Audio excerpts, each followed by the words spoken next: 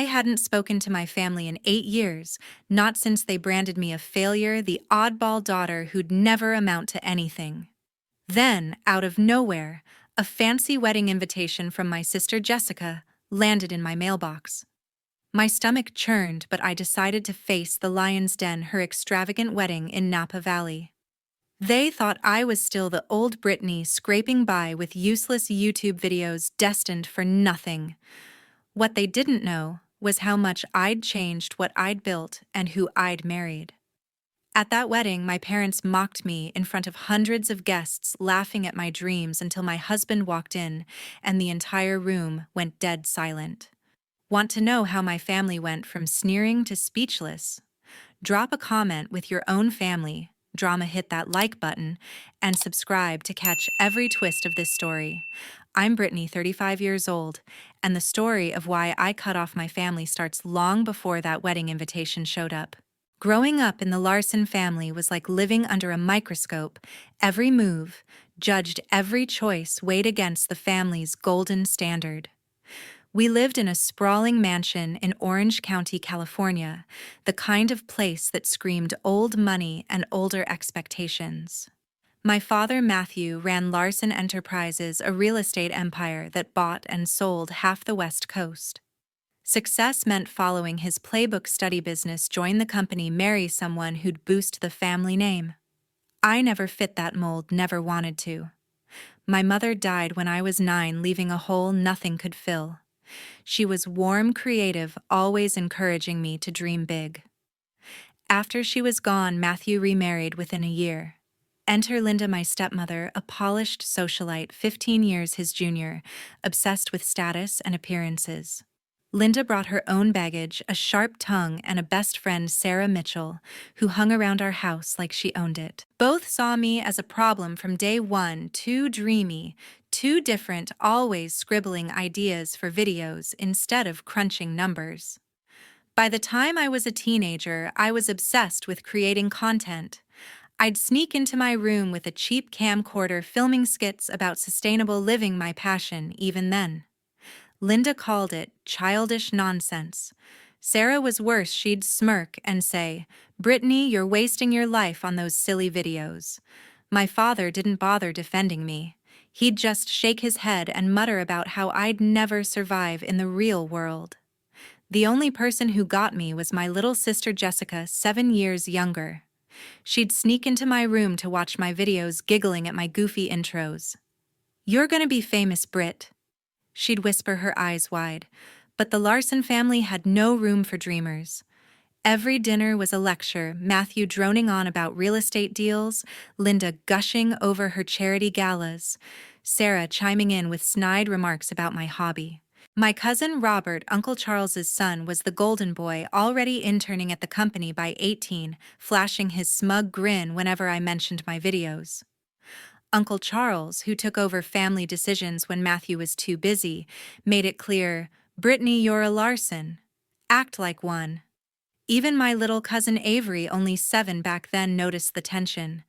She'd tug my sleeve and ask why everyone was so mean to me. When I was 17, I announced I wanted to study digital media in college, not business, not law, nothing respectable. The dining room went silent.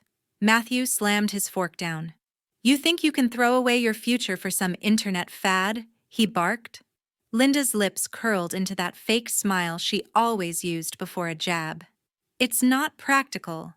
Dear, maybe try something useful like marketing." Sarah, sipping her wine, added, "She'll be begging for a job in a year." I looked to Jessica, hoping for backup, but she was too young to speak up, her eyes fixed on her plate. College was my breaking point. I got into a decent school in Los Angeles, planning to study media production. Matthew agreed to pay tuition, but only if I minored in business. I refused. "I'm not wasting my life on something I hate," I told him, my voice shaking. His face turned red. "Then you're on your own," he snapped. Linda didn't even look up from her phone. That night, I overheard her telling Sarah, "She's just like her mother, delusional and weak." The next day, Matthew cut me off. No tuition, no allowance. Nothing. I was 19 alone with a few $1,000s saved from summer jobs. I moved to a cramped apartment in Los Angeles, worked 2 jobs waitressing and freelance editing to pay for school. I started my YouTube channel Green Vibes with Brit, posting videos about eco-friendly living. It was slow going, 50 views here, 100 there, but it felt right. Jessica would call sometimes, sneaking away from Linda to chat. "I miss you," she'd say, her voice small. "They're so hard on you." I'd tell her to hang in there, promising we'd stay close. But as she got older, caught up in the family's world of private schools and debutante balls, our calls grew rare. The family reached out a few times, stiff emails from Matthew, a birthday card from Uncle Charles, but it was clear they wanted me to come crawling back ready to join the company. I didn't. My channel started gaining traction, 10,000 subscribers, then 50,000. I met Ethan Carter, a brilliant guy working on renewable energy startups. He saw my videos, loved my passion, and we clicked instantly. When we got married 3 years ago, I didn't invite the family. Jessica sent a sweet note and a small gift, a journal for my ideas, but no one else cared. They thought I was a nobody scraping by in a world they didn't understand. 8 years passed without a real conversation. I built a life I loved. My channel hit 1 million subscribers, Ethan's company took off, and we were happy. But part of me still carried the weight of their words. Failure, delusional, weak. Then last month, that wedding invitation arrived. Jessica was getting married to a tech heir in Napa Valley, and she wanted me there.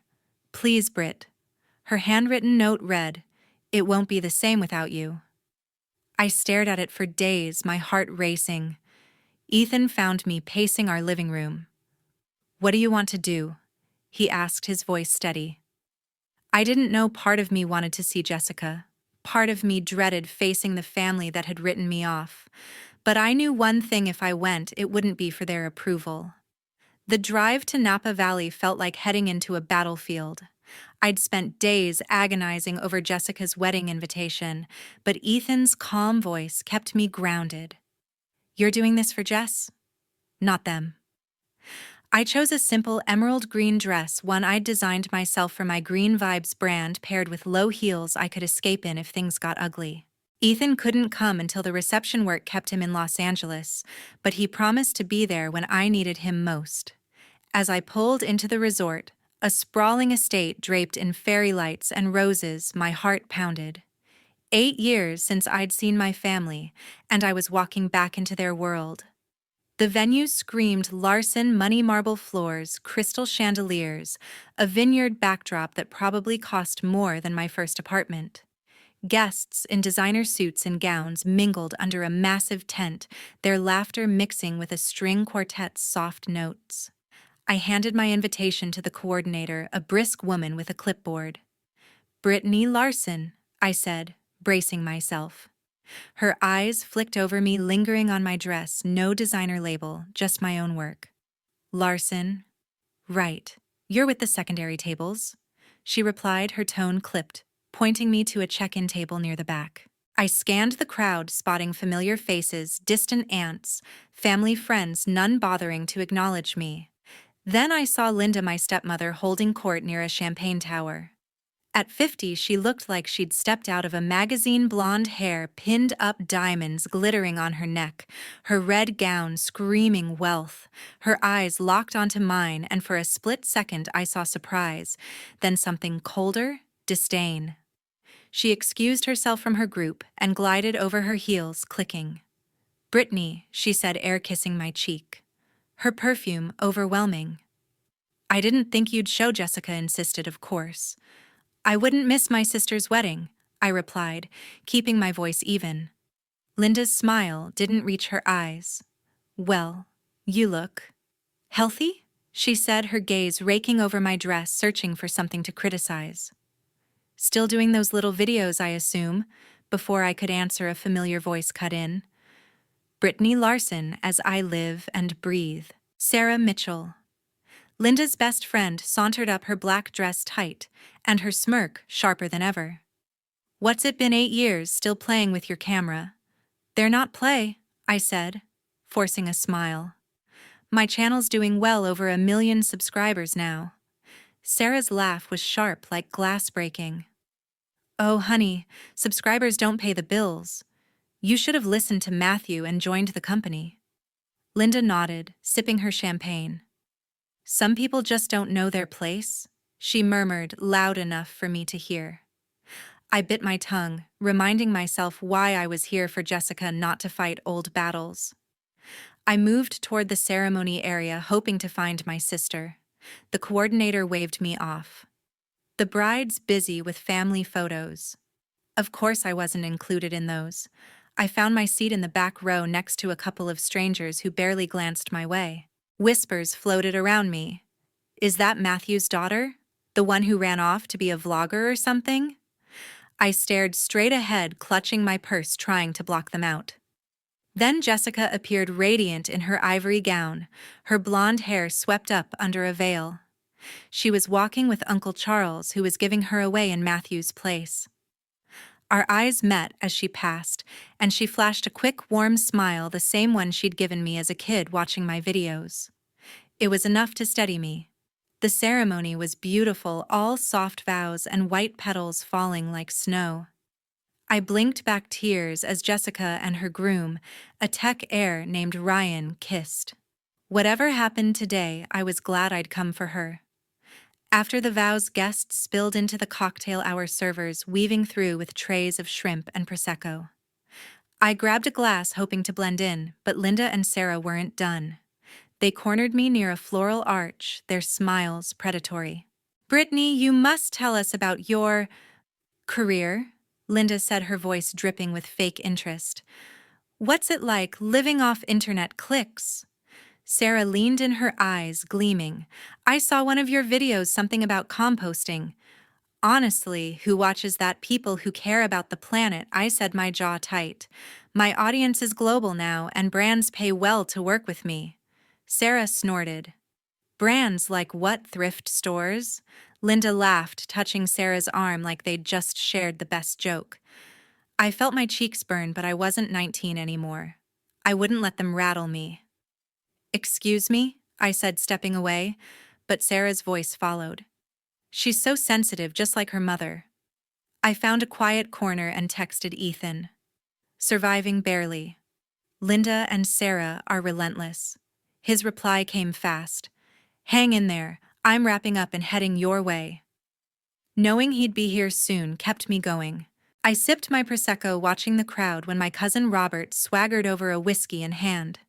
At 37, he was heavier now, his suit straining at the buttons, but that smug grin hadn't changed. "Cousin Brittany," he drawled, still chasing internet fame. "Or, have you finally gotten a real job?" "My channel is my job," I said, keeping my tone calm. "It pays better than you'd think." He raised an eyebrow, clearly not buying it. "Right, and I bet you're living in a penthouse, huh? Keep dreaming." He wandered off, chuckling, leaving me seething. I was about to head for the restroom when a small voice stopped me. "Brittany." It was Avery, my 15-year-old cousin, her dark hair in braids, looking nervous in her pastel dress. I watch your videos," she whispered. "They're so cool. I want to make content too, but Mom says it's a waste of time." My heart softened. "It's not a waste. If you love it," I told her. "Send me your ideas, I'd love to see them." Her face lit up, but before she could say more, Linda called her away, shooting me a glare. I sighed, feeling like I was back in that old mansion, always the outsider. The reception was starting, and I found my table, predictably the farthest from the head table, stuck with random cousins and an elderly couple who didn't know me. The ballroom was a vision: ice sculptures, gold-rimmed plates, a chandelier that probably cost more than my car. I watched Jessica glide in with Ryan, her smile bright but strained, like she was carrying the weight of the family's expectations.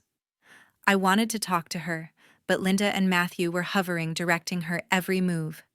As dinner was served, Sarah's voice rang out from a nearby table, loud enough to turn heads. "Remember when Brittany thought she'd be the next big YouTube star?" she said, her tone mocking. She'd lock herself in her room with that cheap camera acting like she was Oprah. A few guests laughed, glancing my way. Linda joined in, her voice carrying. Such a shame, she had every opportunity, but some people choose to throw it all away. I stared at my plate, my fork frozen, feeling every eye on me. Sarah wasn't done. She stood glass in hand, ready to make a spectacle. "Let's raise a toast," she called, her smirk widening, to Brittany Larson, the family dreamer who's still chasing fairy tales. Laughter rippled through the ballroom, sharp, cruel, aimed right at me. I stood frozen by my table, my hands gripping the back of a chair, feeling every pair of eyes in the room. Linda's chuckle joined the chorus, her diamond earrings glinting as she leaned toward Sarah, whispering something that made them both laugh harder. My chest tightened, the old wounds from 8 years ago, splitting open, failure, delusional, weak. Before I could move, a deep voice cut through the noise. "I'd like to add to that toast, my father," Matthew Larson boomed from the head table. He stood, his tailored tuxedo crisp, his silver hair catching the chandelier light. The room quieted, guests turning to the patriarch of Larson Enterprises, expecting some heartfelt speech about Jessica's wedding. Instead, his eyes locked onto me, cold and unforgiving. "To my daughter Brittany," he said, his tone dripping with sarcasm, who thought she could outrun her responsibilities with a camera and some internet pipe dreams. The laughter grew louder, bolder.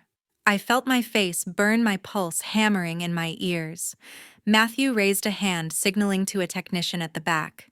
"Let's take a trip down memory lane." He continued, a smirk tugging at his lips.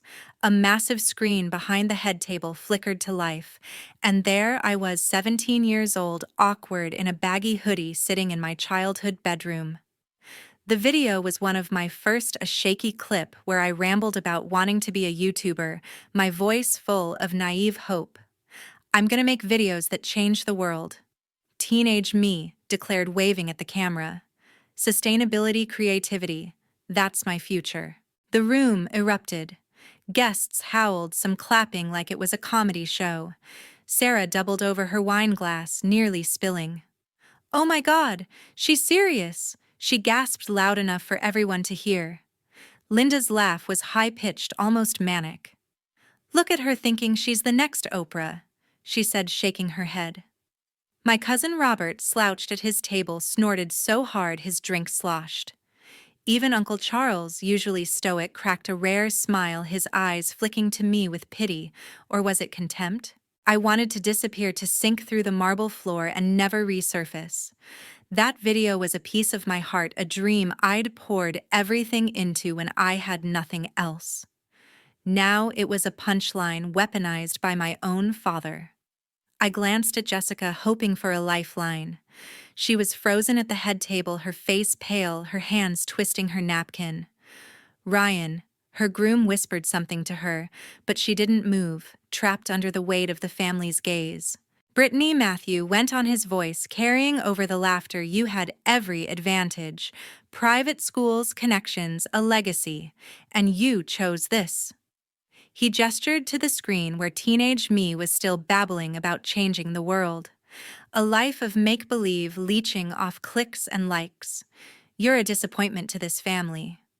The word disappointment hit like a slap, echoing in the now hushed room. The laughter faded, replaced by an uneasy silence. Guests shifted in their seats, sensing the line between mockery and cruelty had been crossed. I opened my mouth to speak, but no words came. My throat was tight, my vision blurring. I was 19 again, standing in Matthew's office, hearing him tell me I'd never survive without his money. Linda stood now, placing a hand on Matthew's arm, her smile sharp. "Let's not dwell on it, Matthew," she said, loud enough for the room to hear. "She's lucky we even invited her." Sarah nodded, raising her glass again. "To Brittany, the dreamer who never woke up." Another wave of chuckles followed, but it was thinner, less certain. I was seconds from bolting when the ballroom doors swung open. Ethan Carter, my husband, strode in, his charcoal suit tailored to perfection, his dark hair neat despite the rush from Los Angeles. He moved with that quiet confidence that always steadied me, his eyes finding mine across the room. The crowd parted slightly, heads turning to this newcomer who didn't belong in their world, or so they thought. Ethan's warm smile was like oxygen pulling me back from the edge. He reached me in seconds, his hand brushing mine, grounding me. "Sorry I'm late," he said, his voice calm but carrying. Traffic was brutal. The room was still, the air thick with curiosity. Matthew's smirk faltered, his eyes narrowing. "And who are you?" he demanded, his tone sharp. Ethan turned to him, unfazed. "Ethan Carter, Brittany's husband," he replied, offering a hand. Matthew didn't take. "I've heard a lot about you, Matthew." Linda's eyebrows shot up, her gaze darting between us, reassessing. Sarah's smirk vanished, her glass lowering slightly. Ethan glanced at the screen where my teenage self was frozen mid-sentence. "Nice touch," he said to Matthew, his voice cool. "Showing a kid's dream to humiliate her, real classy." A few guests gasped, others murmured. Matthew's face reddened, but before he could respond, Ethan turned to me, his eyes softening. "You okay, Britt?" I nodded barely, my voice gone. He squeezed my hand, then faced the room, his presence commanding without effort. "Let's set the record straight," Ethan said, his voice clear, cutting through the tension. "That pipe dream you're laughing at, Brittany's YouTube channel Green Vibes with Brit, has over 2 million subscribers. Her videos on sustainable living reach millions. Global brands like Patagonia and Tesla pay 6 figures to work with her." The murmurs grew louder, guests exchanging stunned looks. Linda's smile froze, her champagne glass trembling. Sarah's jaw dropped, her eyes wide. "And me," Ethan continued, his tone steady. "I run Carter Energy, a renewable energy company. We just signed a $20 million contract with the state of California to build solar farms. Brittany's my partner in every sense. She's the creative force behind our mission to make the world greener." The room was silent now, the kind of silence that swallows everything. Robert's glass hit the table with a clink. Uncle Charles's smile was gone, his face unreadable. Jessica stood suddenly, her chair scraping the floor. "Enough?" she said, her voice shaking but firm. She stepped away from the head table, her gown rustling, and crossed the room to me. "Britt's not a disappointment," she said, loud enough for everyone to hear. "She's the only one in this family who ever believed in me, who told me I could be more than a Larson trophy." She turned to Matthew, her eyes blazing. "You're wrong about her, always have been." The crowd was frozen, every eye on us. Matthew's face was purple, his fists clenched. Linda touched his arm, whispering, "Matthew, calm down," but he shook her off. Sarah sank into her chair, her face pale, realizing she'd picked the wrong target. Jessica grabbed my other hand, standing beside me, her grip fierce. Ethan's arm brushed mine, his presence a shield. For the first time that night, I felt like I wasn't alone. I looked at Matthew, then Linda, then Sarah, their smugness crumbling. The screen behind them still showed teenage me dreaming big. That girl wasn't a joke, she was the start of everything I'd built. I straightened, finding my voice. "You'll regret this," I said quietly, my words carrying in the silence. Sarah let out a weak laugh, but it died fast. Matthew's eyes narrowed, but he said nothing, the weight of Ethan's words and Jessica's defiance pinning him in place. The room held its breath, waiting for what came next. Linda recovered first, her socialite instincts kicking in. She stepped forward, her red gown swishing, and flashed a brittle smile. "Brittany, darling," she said, her voice syrupy, "why didn't you tell us about your success? 2 million subscribers, that's incredible." She reached out like she might hug me, but I stepped back. My expression cold. "Would it have mattered?" I asked, my voice steady, despite the adrenaline pumping through me. Linda's smile faltered, her hand hovering awkwardly in the air. Sarah jumped in, desperate to save face. "We're so proud of you, Brittany," she said, her tone forced. "I mean, who knew you were working with Tesla? That's huge." I looked at her, then at Linda, their sudden flattery as hollow as their earlier insults. "You didn't care when I was starting out," I said, keeping my gaze level. "You called my dreams childish, a waste of time. Now you're proud." Sarah's mouth opened, but no words came out. Linda's eyes narrowed, but she stayed silent, her charm offensive failing under the weight of her own hypocrisy. The crowd watched, some whispering, others openly staring, the drama unfolding like a live show they couldn't turn away from. Matthew cleared his throat, trying to regain control. "This is all very impressive," he said, his voice tight, as if the words physically hurt him. "But let's not make a scene at Jessica's wedding." He shot me a look, the same one he'd used when I was 19, daring me to fall in line. I met his gaze, unflinching. "You started this scene, Dad?" I said the word dad sharp, a reminder of the father who'd cut me off without a second thought. "You wanted to humiliate me. Don't act surprised when it backfires." A murmur rippled through the room, guests shifting uncomfortably. Uncle Charles stood, his face stern, ready to play patriarch. "Brittany, enough," he barked. "This is a celebration, not a place to air grievances." Before I could respond, Jessica cut in, her voice fierce. "No, Uncle Charles. She's right," she said, stepping closer to me. "You all treated Britt like she was nothing, but she's built more than any of us could have imagined. I'm ashamed I didn't stand up for her sooner." She turned to me, her eyes glistening. "I'm sorry, Britt, I should have fought for you years ago." Her words hit me like a wave, warm and overwhelming. I squeezed her hand, my throat tight.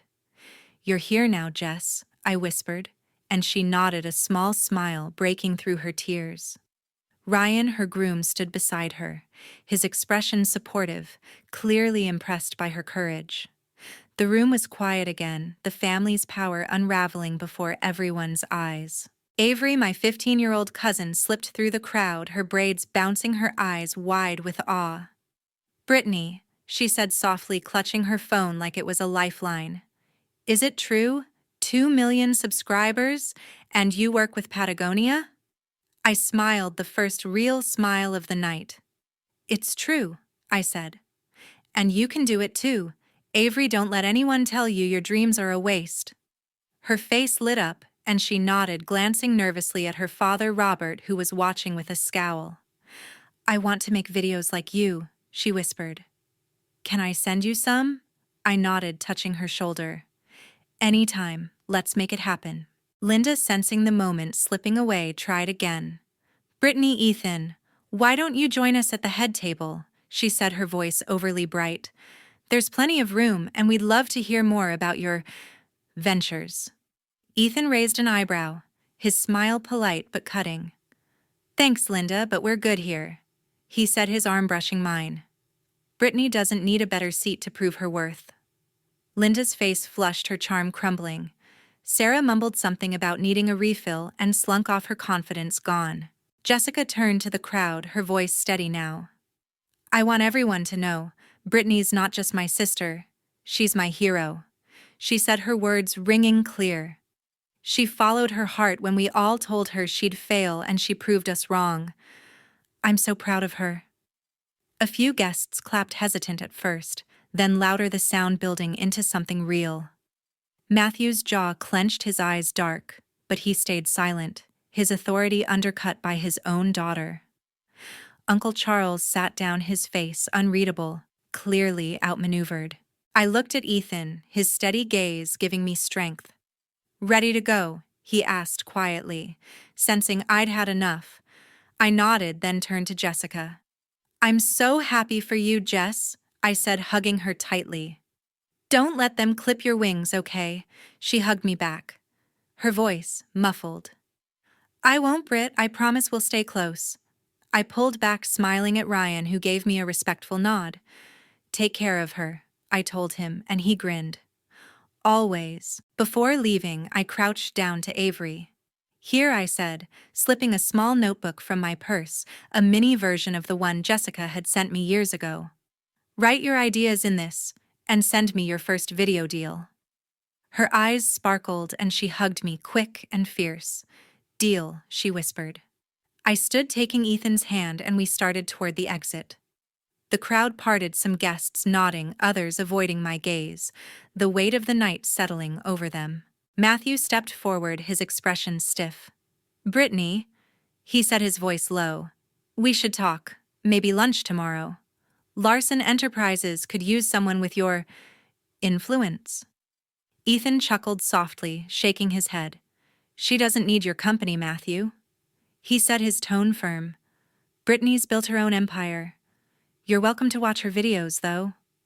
I bit back a smile as Matthew's face darkened his offer. Rejected in front of his peers. As we reached the doors, Linda called out, her voice desperate. Brittany, don't be rash. We're family. I paused, turning just enough to meet her eyes. Family doesn't humiliate each other. Linda, I said, my voice calm but final. You made your choice 8 years ago. I've made mine. With that, we walked out, the cool Napa Valley air hitting my face like freedom. Ethan squeezed my hand, his smile proud. You were incredible, Britt, he said, and I leaned into him, the weight of the night lifting. Whatever came next, I knew I'd faced my demons and won. We didn't look back as we left the Larson family's glittering world behind, their stunned faces fading into the distance. The drive back to Los Angeles was quiet, not the heavy kind, but the kind where you're both processing something big. Ethan glanced at me, his smile soft. You did it, Britt, he said, his voice warm. You faced them and came out stronger. I leaned my head against the window, the highway lights blurring past, and for the first time in years I felt light, like I'd finally let go of their judgment. Back in our loft in Los Angeles, life slipped back into its rhythm. Our place was nothing like the Larson mansion. No marble floors or chandeliers, just high ceilings, sunlit windows, and a cluttered desk where I edited my green vibes with Brit videos. I loved it, every mismatched chair, every plant I'd nursed back to life. The next morning, I woke to a text from Avery, my 15-year-old cousin. Brittany, thank you for what you said, it read. I started filming my first video last night. It's about upcycling clothes. Can I send it to you? Attached was a blurry photo of her holding a thrifted jacket, her grin wide. My heart swelled. I texted back, can't wait to see it, keep shining, Avery. Knowing I'd sparked something in her made the whole ordeal worth it. Jessica called that afternoon, her voice hesitant but warm. Britt. I can't stop thinking about the wedding, she said, the words rushing out. I'm so sorry for everything, for not standing up sooner, for letting them treat you like that. I sat on our couch, sunlight streaming in, and listened as she poured her heart out. You're my sister, and I want us to be real again, not just holiday cards or awkward texts. I smiled, my eyes stinging. I'd love that, Jess, I said. Let's start fresh, you and me. She laughed, a little shaky, and we made plans to meet up soon, maybe in San Francisco, away from the family's shadow. True to her word, Jessica kept in touch. She sent photos from her honeymoon in Hawaii, funny memes about wedding planning, even a video of her trying to compost in her new apartment, clearly inspired by my channel. It wasn't perfect. The years apart left gaps we'd need time to fill, but it was a start. Ryan, her husband, joined one of our video calls, his easy grin making me like him more. Britt, Jess talks about you all the time, he said. You're the cool sister who's saving the planet. I laughed, feeling a warmth I hadn't known with family in years. The rest of the Larsons. Not so much. A week after the wedding, Linda sent an email, formal, like she was addressing a business associate. Dear Brittany, it began. Your accomplishments are truly remarkable. We'd love to have you and Ethan over for brunch to discuss potential collaborations. I rolled my eyes, showing it to Ethan. Collaborations, he said, snorting. She means she wants a piece of your clout. I didn't reply. Linda's brunch invite went straight to the trash, along with a tacky gift basket she sent, probably repurposed from one of her galas. Matthew was next, leaving a voicemail that was more command than apology. Brittany, it's your father, he said, his voice gruff. What happened at the wedding was regrettable. Larson Enterprises could benefit from your platform. Call me to discuss. I played it for Ethan, who shook his head. He's not sorry, he's just sniffing out a deal, he said. I nodded, deleting the message. Matthew had made his choice when he cut me off at 19. I didn't owe him a second chance. Sarah Mitchell, of all people, tried her luck too. She slid into my Instagram DMs with a long, rambling message. "Brittany, I misjudged you," she wrote.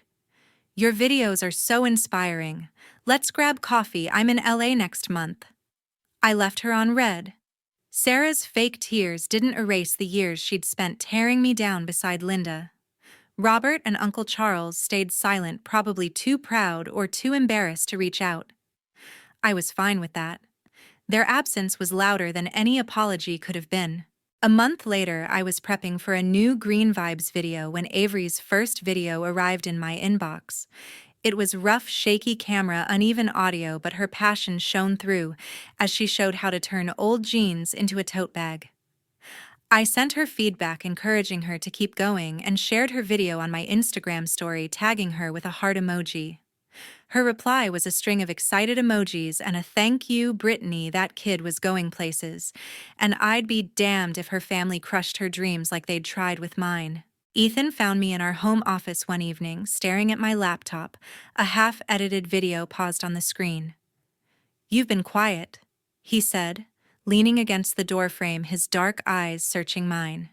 "Still thinking about the wedding?" I nodded, closing the laptop. "It's weird," I admitted.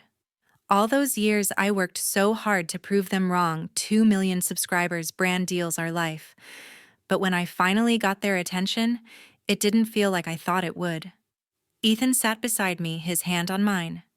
"That's because their approval was never the point," he said.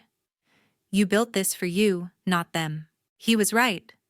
The wedding had been a reckoning, not a victory lap.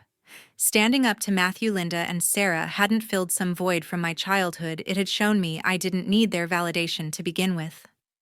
I thought back to that teenage girl in the video. They'd mocked, the one who dreamed of changing the world. She wasn't a failure, she was the foundation of everything I'd become. My channel, my marriage, my mission, they were mine, built on my terms, not theirs. I started pouring that clarity into my work. My next video about finding purpose through passion hit 3 million views in a week. Comments poured in, people sharing how they'd defied their own families, chased dreams others called foolish. One comment from a girl named Mia stuck with me. "Your story gave me the courage to start my own channel. Thank you, Britt." I pinned it, smiling, knowing that was the real win, lighting a spark in someone else, just like I had with Avery. Jessica visited us in Los Angeles a few months later, her laughter filling our loft as we cooked a messy vegan dinner together. She'd started therapy, she told me, to untangle herself from the Larson expectations. "Seeing you stand up to Dad, it changed me," she said, her eyes serious. "I want to live like that, Brit, free." I hugged her, proud of the woman she was becoming. We promised to keep building our bond no matter what the family thought. As for the Larsons, I let them fade. I didn't hate them, not Matthew, not Linda, not Sarah. Hate would have meant they still had power over me. Instead, I chose indifference, focusing on the life I loved. My channel grew, Ethan's company thrived, and we planned a trip to Costa Rica to volunteer with a conservation group, a dream we'd shared since we met. The notebook Avery sent me, filled with her video ideas, sat on my desk, a reminder of what mattered, inspiring others to be true to themselves. If you've ever had to stand up to family who tried to define your worth, you know how hard it is to break free. It takes guts to choose your own path when everyone's telling you you'll fail. But here's what I learned. Your value isn't in their applause. It's in the life you build, the people you lift up, the dreams you chase. So tell me your story. How did you find the courage to live your truth? Drop it in the comments, hit that like button, and subscribe for more real talk. Thanks for listening to mine, and here's to writing your own ending.